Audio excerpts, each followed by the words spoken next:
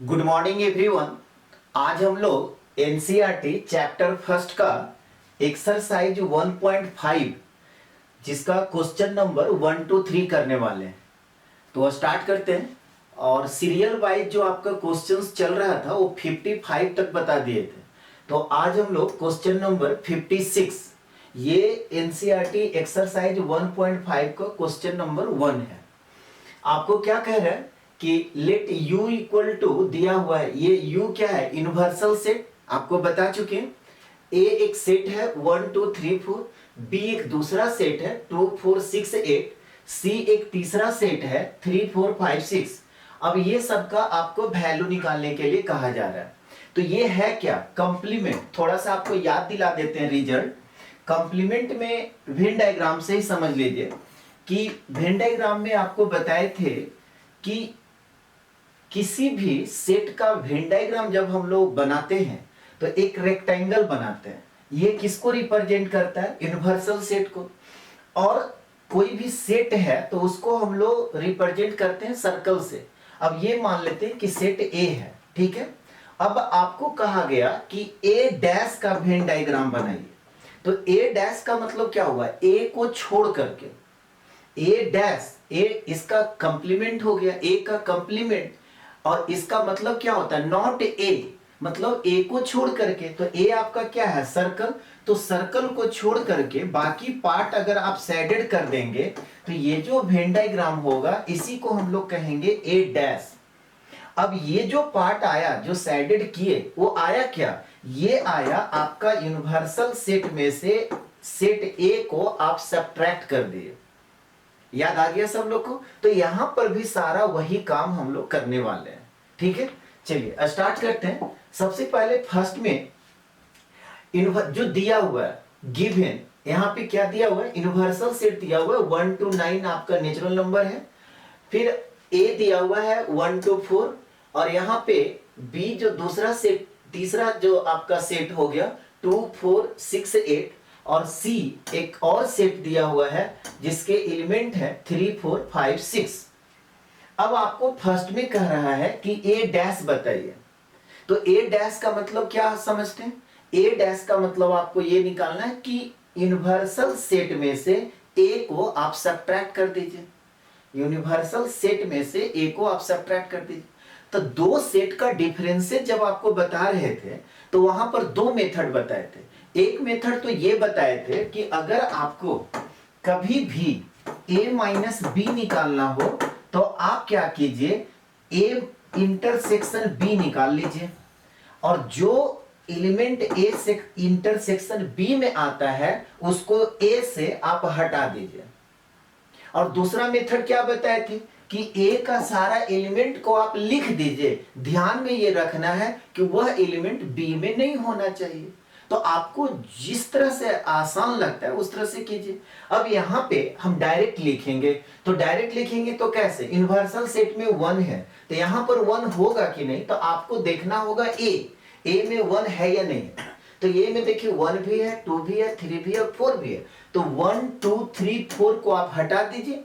बाकी कौन बच गया? 5 6 7 8 9। तो यहां पे स्टार्ट होगा 5 से, इसके बाद कॉमा 6 कॉमा 7 कॉमा 8 कॉमा 9।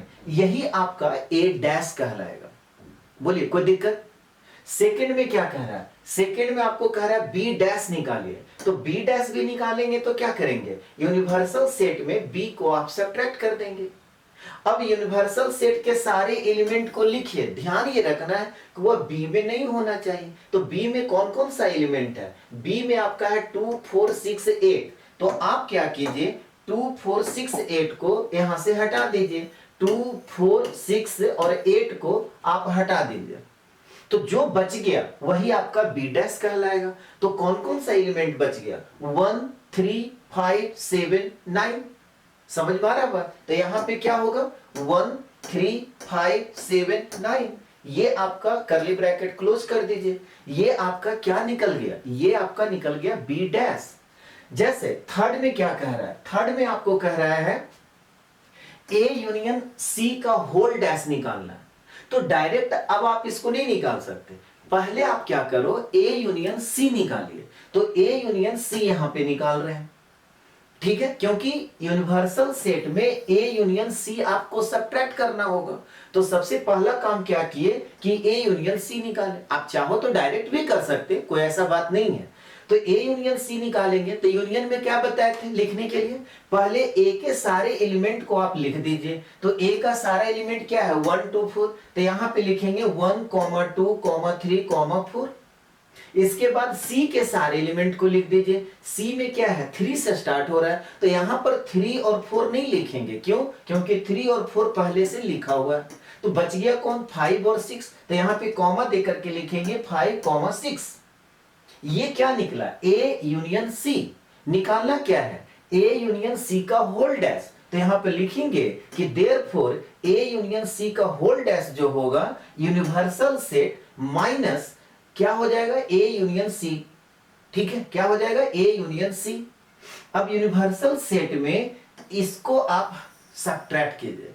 तो यूनिवर्सल सेट में देखिए 1 2 3 4 5 6, तो 1 2 3 4 5 6 हटा दीजिए, बाकी कौन बच गया 7 8 9। तो यहां पे हम लिखेंगे इक्वल टू कर करके कि 7 8 9, करली ब्रैकेट क्लोज कर देंगे। तो यही आपका निकल गया ए यूनियन सी का होल डैश। इसी तरह से 4 देखते हैं। 4 में आपको क्या कह रहा है, 4 में कह रहा है ए यूनियन बी का होल डैश। तो ए यूनियन बी का होल डैश निकालने के लिए सबसे पहले हम लोग क्या करेंगे ए यूनियन बी निकालेंगे। तो यहां पर ए यूनियन बी लिखते हैं। अब ए यूनियन बी लिखने के लिए क्या बताए थे, ए के सारे एलिमेंट को आप लिख दीजिए। तो ए का सारा एलिमेंट क्या है, तो 1 2 3 4, तो यहां पे लिखेंगे 1 2 3 4।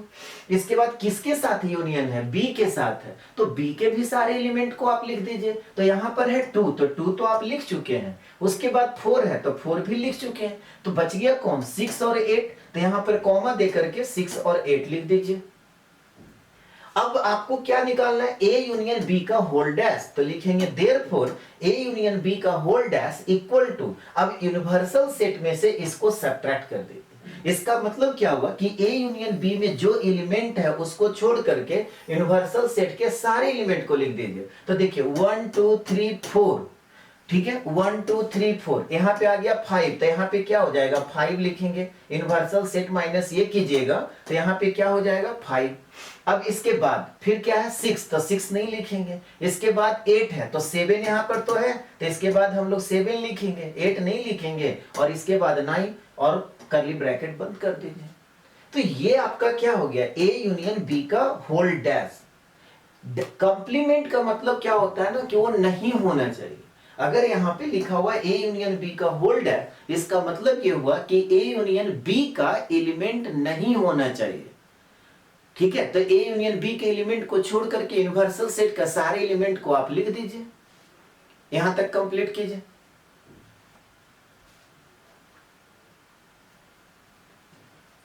हो गया सभी लोग का। चलिए 5th नंबर देखते हैं। 5th में क्या कह रहा है ए डैश का होल डैश। आपको कंप्लीमेंट जब बताए थे तो वहां पर एक रिजल्ट बताए थे। ठीक है, एक रिजल्ट क्या बताए थे कि ये डायरेक्ट आपका रिजल्ट होता है ए डैश का होल डैश आप निकालेंगे तो ए के बराबर हो जाएगा। अगर ये नहीं समझ लो आप वेन डायग्राम से समझिए। ठीक है, ये यूनिवर्सल सेट और ये ए है। अगर इसको सैडेड कर दें और आपसे पूछा जाए कि बताइए ये वेन डायग्राम किसका है, तो आप क्या देख रहे हैं ए नहीं है। ए जो है इसके कोई भी एलिमेंट नहीं है, मतलब सैडेड नहीं है, तो इसको आप क्या बोलेंगे ए डैश। अब आपको एक दूसरा वेन डायग्राम आपको बना रहे हैं यहां पे, और आपको कहा जाए कि ए डैश का होल डैश का वेन डायग्राम खींचिए। इसका मतलब क्या हुआ ए डैश का होल डैश मतलब क्या हुआ ए डैश नहीं होना चाहिए। तो ए डैश कौन है, इधर वाला पार्ट है, सो ए डैश। और इसको बोल रहा है नहीं होना चाहिए, तो नहीं होना चाहिए इसका मतलब कौन होना चाहिए, ये होना चाहिए। तो ये किसके इक्वल आ गया, ए के इक्वल आ गया। तो ये डायरेक्ट आपको एक रिजल्ट बताए थे कि ए डैश का होल डैश होता है ए। तो ए के सारे एलिमेंट, तो ए का सारा एलिमेंट क्या है 1 2 3 4, तो यहां पे लिखेंगे 1 2 3 4, बस हो गया।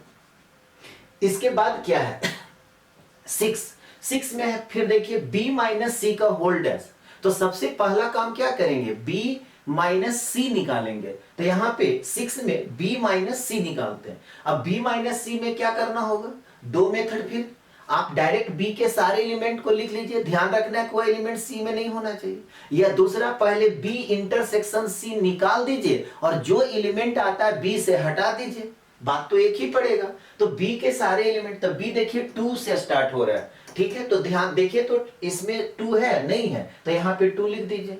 इसके बाद 4 है, 4 इसमें है नहीं लिखाएगा। इसके बाद 6 है, 6 इसमें भी है नहीं लिखाएगा। इसके बाद 8 है, तो 8 इसमें है नहीं है, तो आप 8 लिख दीजिए, कर्ली ब्रैकेट क्लोज कर दीजिए। ये क्या हुआ, b माइनस सी। आपको निकालना क्या है, b माइनस सी का होल डैश। तो यहाँ पे लिखेंगे कि देयरफॉर b माइनस सी का होल डैश इक्वल टू, अब आप क्या कीजिए, 2 और 8 को इन्वर्सल सेट से हटा दीजिए। तो यहां से 2 और 8 हट जाएगा, बाकी सारे एलिमेंट हो जाएंगे। तो क्या क्या होगा, 1 universal set minus b minus C हो गया। अब इसको जब आप लिखेंगे तो क्या होगा, 1, इसके बाद 3, इसके बाद 4, इसके बाद 5, इसके बाद 6, इसके बाद 7, 8 तो नहीं होगा क्योंकि 8 यहां पर है, और इसके बाद क्या हो जाएगा 9, और कर्ली ब्रैकेट क्लोज कर दीजिए। तो यही आपका b माइनस सी का होल डैश निकल गया। इसको कंप्लीट कीजिए।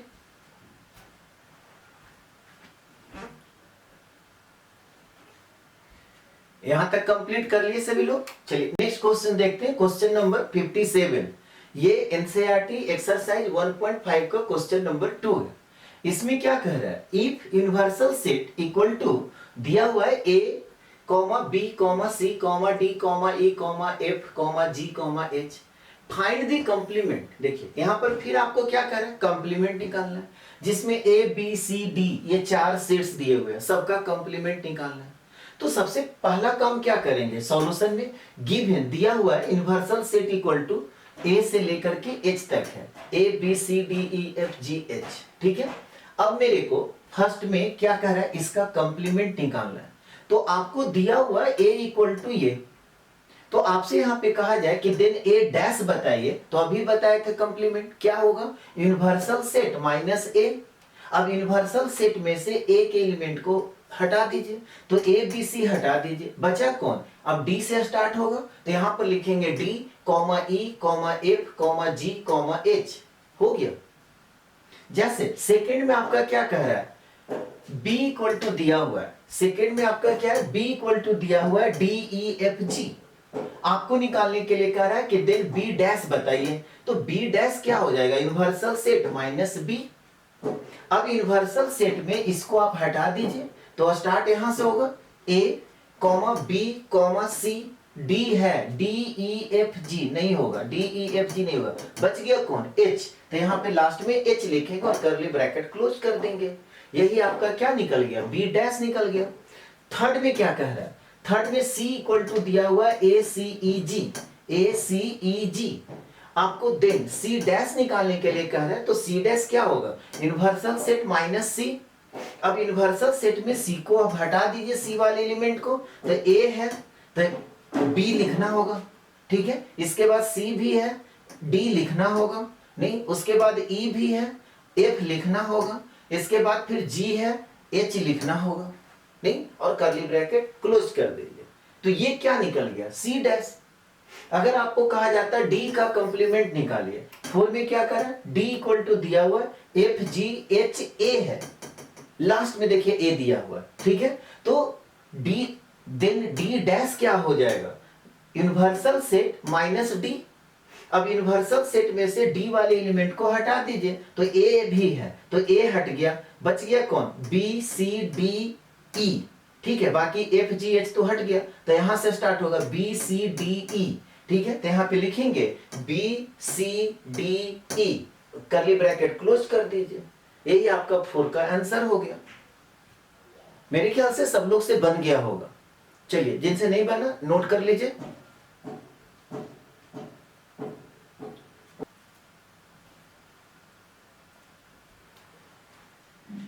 यहां तक कर लिए सभी लोग। चलिए नेक्स्ट क्वेश्चन देखते हैं, क्वेश्चन नंबर 58, ठीक है। ये एनसीईआरटी का क्वेश्चन नंबर 3 हो गया, एक्सरसाइज 1.5। तो 3 में टोटल क्वेश्चन 11 है, तो पहले हम लोग 4 तक कर लेंगे, उसके बाद आगे कंटिन्यू करेंगे, क्योंकि सारा क्वेश्चन एक बार में यहाँ पे नहीं आ रहा था। तो स्टार्ट करते हैं। देखिए क्या कह रहा है, taking the set of natural numbers as the universal set, write down the complements of the following set.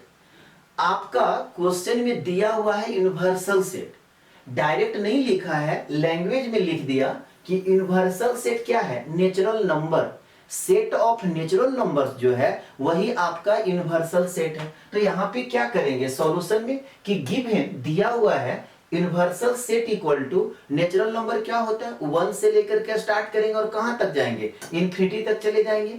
तो 1, 2, 3, 4 अप टू कहां तक, इन्फिनिटी तक। ये आपका क्वेश्चन में दिया हुआ यूनिवर्सल सेट। अब इसमें आपको कह रहा है कि इसका कंप्लीमेंट बताइए, ठीक है, कंप्लीमेंट बताइए।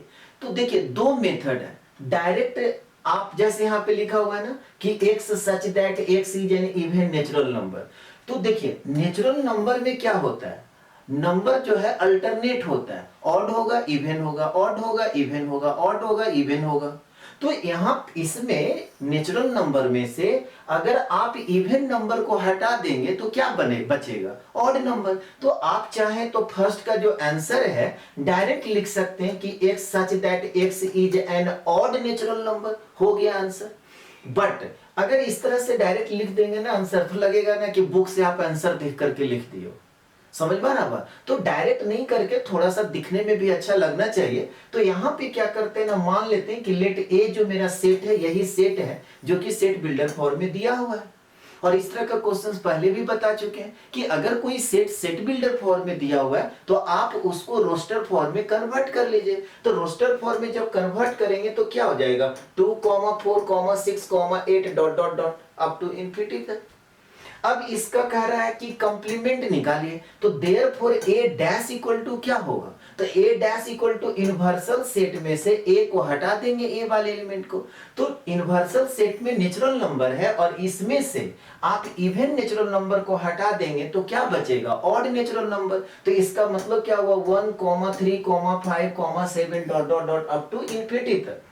अब इसी को आप सेट बिल्डर फॉर्म में जब लिखेंगे तो क्या लिखेंगे, यहां पे लिखेंगे कि x such that x is an odd natural number. तो देखिए दोनों बात आपको बताएं, आपको अगर डायरेक्ट लिखना है आंसर करके तो यहीं पे आप डायरेक्ट लिख सकते हैं। इस तरह से करने पे थोड़ा टाइम लगेगा, लेकिन लगेगा कि हाँ बच्चा जानता है। और ऐसे डायरेक्ट आप सॉल्यूशन लिख करके और इसको लिख दीजिएगा ना तो लगेगा कि आप बुक से देख करके आंसर लिख दिए, समझ में आया बात। और इस तरह से अगर आप लिखते हैं तो लगेगा कि नहीं, टीचर को लगेगा कि नहीं बच्चा जेन्युइन जानता है। सेकंड में देखिए, सेकंड में फिर क्या कह रहा है कि ये दिया हुआ है x such that x is an odd natural number. तो फिर वही देखी होगी, नेचुरल नंबर में से ऑड नेचुरल नंबर को सब्ट्रैक्ट कर दीजिएगा तो इवन नेचुरल नंबर बचेगा। तो यहाँ पे आप इसका आंसर डायरेक्ट लिख सकते हैं कि x such that x is an even natural number. और इसी को सिस्टमेटिक बनाना है तो इसको a माने थे तब इसको b मान लेते हैं, आप a भी मान सकते हैं, कोई दिक्कत नहीं है। तो आप लेट b इक्वल टू यहाँ पे मान लिए, क्या मान लिए कि x such that x is an odd natural number. अब इसको रोस्टर फॉर्म में जब कन्वर्ट करेंगे तो 1, 3, 5, 7 डॉट डॉट डॉट ये हो गया। अब b डैश जब आप निकालेंगे therefore b dash equal to, तो यूनिवर्सल सेट माइनस b हो गया। अब यूनिवर्सल सेट में से ऑड नेचुरल नंबर को हटाइएगा तो क्या बचेगा, इवन नेचुरल नंबर। तो यहाँ पे स्टार्ट होगा 2 से 2, 4, 6, 8 डॉट डॉट डॉट, अब करली ब्रैकेट क्लोज कर दीजिए। अब इसी को आप सेट बिल्डर फॉर्म में जब लिखेंगे तो क्या लिखेंगे कि x such that x is an even natural number. समझ में आ रहा बात। तो दोनों ऑप्शन आपको बता दिया, आप चाहो तो डायरेक्ट लिख सकते हो, चाहो तो इस तरह से बनाइए। इसको नोट कीजिए जल्दी से।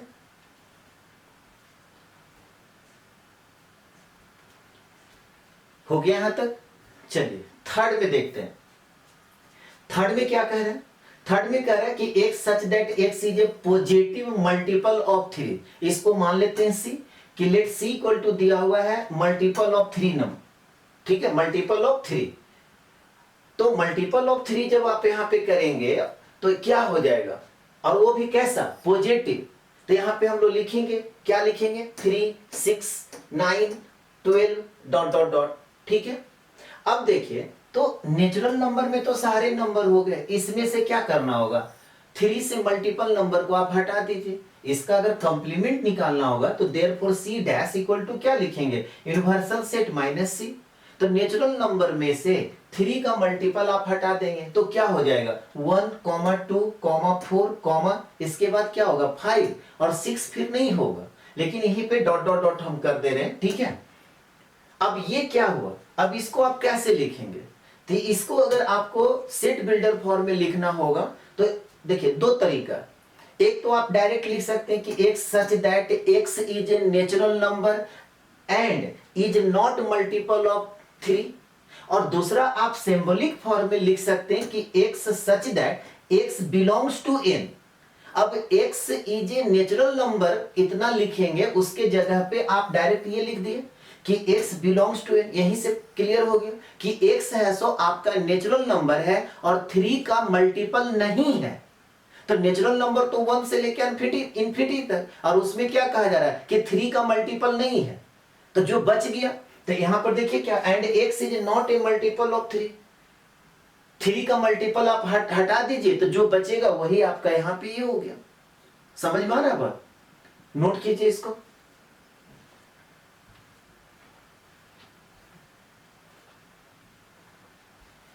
हो गया यहां तक। चलिए 4 देखते हैं, 4 में क्या कह रहा है, 4 में कह रहा है x such that x is a prime number, इसको d मान लेते हैं कि let d equal to x such that x is a prime number. अब इसी को सेट बिल्डर फॉर्म में लिखेंगे तो 1 तो आपका प्राइम नंबर नहीं होता, कहां से स्टार्ट होता है 2 से, तो यहां पे लिखेंगे 2 कॉमा उसके बाद 3 कॉमा इसके बाद 5 कॉमा 7 डॉट डॉट डॉट, ये क्या हो गया प्राइम नंबर। तो यहां पर देयरफॉर d डैश अगर आपको निकालने के लिए कहा जाए तो यूनिवर्सल सेट माइनस d। अब यहां पे जब आप करेंगे तो प्राइम नंबर जो है इसको आप हटा दीजिए, तो कहां से स्टार्ट होगा 1 से, 2 नहीं होगा, 3 नहीं होगा, फिर इसके बाद क्या लिखेंगे 4, 4 के बाद क्या लिखेंगे 5 तो होगा नहीं, 6 लिखेंगे, 6 के बाद 7 तो होगा नहीं, फिर क्या लिखेंगे 8 कॉमा डॉट डॉट डॉट। तो जो नंबर आपका प्राइम नहीं है उसको हम लोग बोलते हैं कंपोजिट नंबर। बट ध्यान में ये रखना है कि 1 जो होता है न तो प्राइम नंबर होता है न तो कंपोजिट नंबर है, ये आपको नंबर सिस्टम हम बता चुके हैं। 1 जो है न तो प्राइम नंबर होता है न तो कंपोजिट नंबर होता है, तो इसको कैसे लिखेंगे, तो यहां पे जब आपको कहा जाए कि सेट बिल्डर फॉर्म में लिखिए तो यहां पे लिखना होगा कि x such that x is a composite number और x क्या हो जाएगा इक्वल टू 1, तो इसको अलग से लिखना होगा। समझ में आ रहा है बात, क्यों, क्योंकि अगर आप डायरेक्ट लिख देंगे ना कि x is a composite number तो उसमें 1 नहीं आएगा, जबकि यहां पर 1 है, 1 जो है आपका कंपोजिट नंबर नहीं होता है। तो इसीलिए हम लोग इसके बाद का जितने भी सारे नंबर हैं वो क्या हो गया, प्राइम नंबर को आप हटा दिए तो जो बच गया वो कंपोजिट नंबर हो गया। बात समझ में आ रहा है, तो इसको आप इस तरह से लिख दिए कि पॉजिटिव कंपोजिट नंबर, और यहां पे क्या हो गया x इक्वल टू 1। इसको कंप्लीट कीजिए। हो गया यहां तक। चलिए अब इसके बाद देखते हैं, ये क्वेश्चन है आपका 5 से लेकर के 11 तक, टोटल 11 क्वेश्चन था क्वेश्चन नंबर 3 में। अब आते हैं 5 पे, ठीक है। तो ये तो दिया हुआ पहले से, 5 में क्या कह रहा है, अब इसको ABCD मान चुके थे, अब EFGH कहां तक लेके जाएंगे, तो इसको फिर स्टार्ट करते हैं A से। आप सारे को A मानिएगा, उससे कोई फर्क नहीं पड़ता, मान रहे हैं ना हम, हर एक में A ही मान लेंगे, क्या दिक्कत है, ठीक है, उससे कोई फर्क नहीं पड़ता है। तो यहां पर A इक्वल टू फिर मान लिए हम कि x such that x is a natural number by divisible, क्या हो गया डिविजिबल बाय 3 एंड 5। यहां पर A जो है कह रहा है कि नेचुरल नंबर तो x है और वो कैसा है 3 और 5 से डिविजिबल। अब आपको कहा जाए कि देयरफॉर A डैश बताइए, तो A डैश का मतलब क्या हुआ कि वैसे नेचुरल नंबर जो 3 और 5 से डिविजिबल नहीं है। कंप्लीमेंट का मतलब क्या होता है नॉट। अब यहां पे कह रहा है कि A जो है आपका 3 और 5 से डिविजिबल है, तो तो यहाँ पे एक सीधा कह रहा है कि 3 और 5 से डिविजिबल है, तो 3 और 5 से डिविजिबल जो नंबर है उसको आप हटा दीजिए, जो नंबर बच गया वही आपका ए डैश कहलाएगा। तो इसको फिर आप क्या लिखेंगे, सिर्फ नॉट लगा देना है। यहाँ पे कह रहा है कि x such that x is A positive integer which is not divisible by 3 and 5। समझ में आ रहा बात, कि वैसा नंबर जो आपका 3 और 5 से डिविजिबल नहीं होगा, वो सारे पॉजिटिव इंटीजर्स होंगे। ठीक है, इसको कंप्लीट कीजिए। हो गया सभी लोग का। चलिए 6 में देखिए, 6 में क्या कह रहा है, 6 में आपका कह रहा है कि इसको फिर क्या मान लेते हैं, b मान लेते हैं कि let b equal to x such that x is a perfect square. अब आपको कहा जाए कि इसका कंप्लीमेंट निकालिए, तो यहाँ पे क्या लिखेंगे, therefore b dash equal to क्या हो जाएगा, तो b डैश इसका मतलब क्या हो गया कि x such that x is not a perfect square. और यहाँ पे नेचुरल नंबर दिया हुआ है, तो यहाँ पे सिंबॉलिक फॉर्म में लिख देंगे कि वैसा नेचुरल नंबर जो परफेक्ट स्क्वायर नहीं है। तो देखिए x such that x belongs to n, natural number तो होगा बट वो परफेक्ट स्क्वायर नहीं होगा, तो यहाँ पे लिखेंगे कि and x is not a perfect square. बोलिए कोई दिक्कत, या आप इसी को जो सिंबॉलिक फॉर्म में लिखते ये छोटा हो गया, आप यहीं पे लिख देते कि x is a natural number and not a perfect square. ठीक है, इसको कंप्लीट कीजिए। चलिए हो गया सब लोग का। 7 में देखते हैं 7 में आपका क्या कह रहा है कि x such that x is a perfect cube है, ये परफेक्ट स्क्वायर था, ये परफेक्ट क्यूब है। अब इसको c मान लेते हैं, तो यहां पे लिखेंगे कि x such that x is a perfect cube, तो देयरफॉर c डैश क्या हो जाएगा, तो c डैश को भी उसी तरह से लिखेंगे कि x such that x belongs to n and x is not a perfect cube and x is not a perfect cube. बोले इसमें कुछ है नहीं रखा हुआ, कंप्लीट कीजिए। हो गया सभी लोग का। चलिए 8 में देखिए, 8 में क्या कह रहा है, इसको अब मान लेते हैं d। ठीक है, कि let d equal to x such that, यहां पे क्या कर रहा है x प्लस 5 इक्वल टू 8। अब इसका आपको कंप्लीमेंट निकालना है। आप देखिए कॉमन सेंस, अगर आपको इसी चीज को कहा जाता कि आप है सो रोस्टर फॉर्म में कन्वर्ट कीजिए, तो रोस्टर फॉर्म में जब आप कन्वर्ट करते तो क्या कैसे निकालते, तो यहाँ पर x प्लस 5 इक्वल टू 8 है, तो x इक्वल टू क्या हो जाएगा 8 माइनस 5 इक्वल टू 3। यानी कि अगर आपको कहा जाता है कि इसका रोस्टर फॉर्म लिखिए, तो आप क्या लिखते, सिर्फ और सिर्फ 3 लिखते। और इसका कहा जा रहा है कि कंप्लीमेंट निकालिए, तो कंप्लीमेंट का मतलब क्या हुआ कि सारे नेचुरल नंबर होंगे, सिर्फ 3 नहीं होगा। तो उसको हम लोग कैसे लिखेंगे कि x such that x belongs to n and x has 3 नहीं होना चाहिए। बस यही आपका हो गया आंसर। समझ में आ रहा है बात। तो यहां पे अगर मेरे को रोस्टर फॉर्म में निकालने के लिए कहेगा तो क्या हो जाएगा, सिर्फ और सिर्फ 3। ये 3 कैसे हुआ ये सबको समझ में आया। इस तरह का क्वेश्चन तो आप पहले कर चुके हैं। तो देयरफॉर यहां पे लिखेंगे कि d डैश इक्वल टू क्या होगा, तो d डैश इक्वल टू लिखेंगे कि x such that x belongs to n and x not equal to 3 and x not equal to 3। यानी कि सारे नेचुरल नंबर का तो सेट होगा बट उसमें 3 नहीं होना चाहिए। यही आपका इसका कंप्लीमेंट कहलाएगा। इसको नोट कीजिए। हो गया सभी लोग का। चलिए 9 नंबर देखते हैं। 9 में आपका क्या कह रहा है, 9 में क्या कह रहा है कि x such that 2x plus 5 equal to 9। अब इसको फिर a मान लेते हैं। ठीक है, अब a जब मान लिए तो यहाँ पे ये हो गया x such that 2x plus 5 equal to 9। अब इसी को फिर आपको कहा जाता कि आप रोस्टर फॉर्म में कन्वर्ट कीजिए, तो आप क्या करते, 2x प्लस 5 इक्वल टू 9 है, तो 2x इक्वल टू क्या हो जाएगा 4। 5 राइट साइड से लग गया तो 9 माइनस 5 4। अब इसको जब आप करेंगे तो x का वैल्यू क्या आ गया 2। इसका मतलब क्या हुआ कि अगर आपको यहाँ पे कहा जाता कि इसको रोस्टर फॉर्म में कन्वर्ट कीजिए तो सिर्फ और सिर्फ 2 होता उसका एलिमेंट। तो नेचुरल नंबर का सारे नेचुरल नंबर होंगे, सिर्फ उसमें 2 नहीं होगा। अब इसी को आपको सिंबॉलिक फॉर्म में जब लिखना होता है तो कैसे लिखते हैं सेट बिल्डर फॉर्म में, x such that x belongs to n नहीं, और उसके बाद क्या लिखते कि and x not equal to 2, x not equal to 2। तो इसी चीज को यहाँ पे आप लिख लीजिए कि इसको अगर रोस्टर फॉर्म में कन्वर्ट कीजिएगा तो सिर्फ और सिर्फ 2 आएगा। तो therefore a dash equal to क्या हो गया, यूनिवर्सल सेट माइनस a करेंगे तो बात तो एक ही हो गया। तो डायरेक्ट इसको लिख दे रहे हैं कि x such that x belongs to n and x not equal to 2, x not equal to 2। Note कीजिए।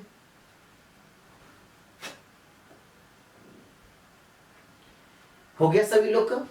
चलिए 10 नंबर में देखते हैं। 10 नंबर में आपका क्या कह रहा है, 10 में कह रहा है कि x such that x greater than equal to 7। इसको फिर हम लोग b मान लेते हैं कि x such that x greater than equal to 7। अब इसी को आपको रोस्टर फॉर्म में कन्वर्ट करने के लिए कहता, तो इसका मतलब क्या हुआ कि 7 से आगे जितने भी सारे नेचुरल नंबर हैं वो सारे होंगे।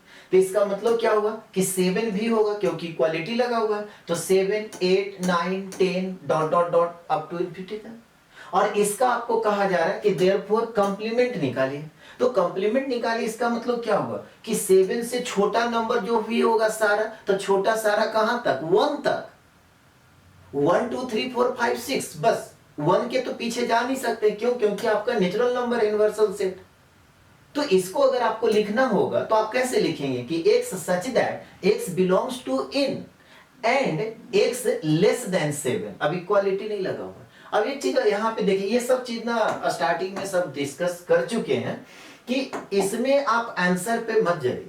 अब बुक में अगर ऐसा आंसर लिखा है तो हम लोग भी ऐसे ही लिख देते हैं। अब कोई स्टूडेंट इसी चीज को लिख देता है कि एंड x लेस देन और इक्वल टू 6, सही है, इक्वालिटी लगा दी और 6 दे दी। बात तो दोनों का एक ही पड़ा ना, समझ में आ रहा है? ये सब चीज पहले ही डिस्कस कर चुके हैं, तो इस सब में कंफ्यूज मत होइएगा। चलिए इसको नोट कीजिए जल्दी से।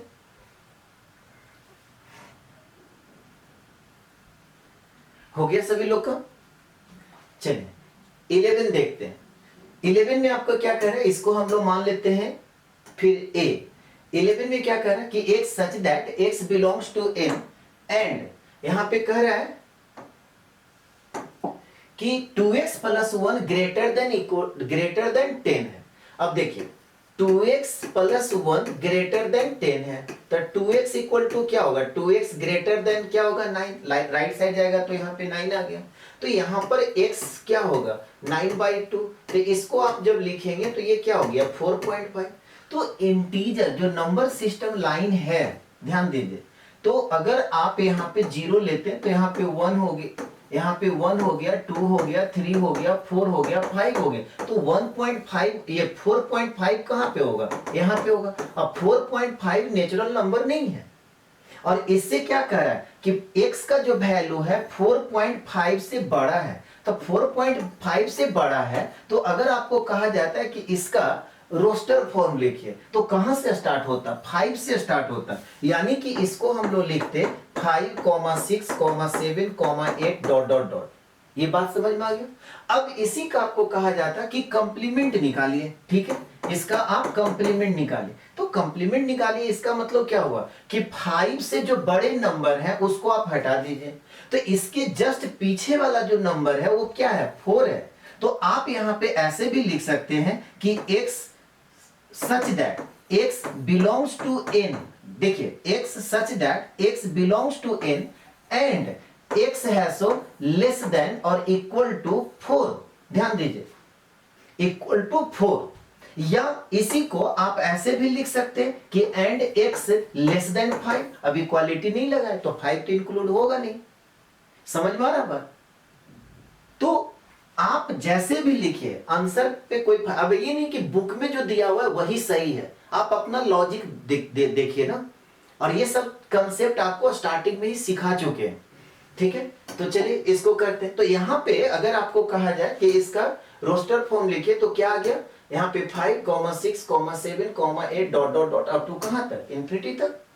अब इसका कंप्लीमेंट निकालना है, तो therefore a dash equal to क्या हो गया, तो x एक a डैश इक्वल टू लिखेंगे x such that x belongs to n and यहां पर x लेस देन, देखिए यहां पे लिखे हैं 9/2। एक ध्यान रखिएगा, आपको क्या बोले, दूसरी बात बुक में जो है ना यहाँ पर इक्वालिटी भी दिया हुआ है आंसर में। तो भाई 9/2 तो इंटीजर है नहीं, अगर इसको आप कन्वर्ट करेंगे तो 4.5 होगा। तो 4.5 इंटीजर है नहीं, तो वो तो इंक्लूड होगा नहीं। तो जब वो इंक्लूड होगा नहीं तो आप इक्वालिटी कैसे लगा सकते हैं? तो ऐसा नहीं कि आंसर में आपको बुक में दे दिया तो वही सही हो गया, आप अपना दिमाग लगाएंगे ना। तो इसीलिए यहाँ पे हम इक्वालिटी नहीं लगाए। दूसरा, चलिए लिख दिया है 9/2, तो हम लोग भी लिख दे रहे हैं 9/2, लेकिन एग्जैक्टली यहाँ पे होना क्या चाहिए? या तो यहाँ पे होना चाहिए लेस देन और इक्वल टू 4, या लेस देन 5 लिख देंगे, तब भी सही है। अंतर समझ में आया? तो यहाँ पर इसलिए इक्वालिटी नहीं दिए हैं। ऐसा नहीं कि आप आंसर देखिए और तुरंत आपको टेंशन हो जाए कि सर तो गलत बता दिए। नहीं, 9/2 जब आप करेंगे तो 4.5 होगा। 4.5 नेचुरल नंबर है ही नहीं, तो आप तो इक्वल कर नहीं सकते। क्या कर सकते हैं? इक्वल नहीं, तो इक्वालिटी आप कैसे दे देंगे? तो हो सकता है बुक में मिस प्रिंटिंग हो, बहुत बड़ी बात नहीं है। चलिए आज क्लास यहीं पे फिनिश करते हैं, नेक्स्ट क्लास में फिर इसके आगे कंटिन्यू करेंगे 4 से 7 तक, ठीक है। और इसी उम्मीद के साथ विदा लेते हैं कि आज का दिन आपका अच्छा बीते और आने वाला कल से और अच्छा बीते। Have a nice day, thank you.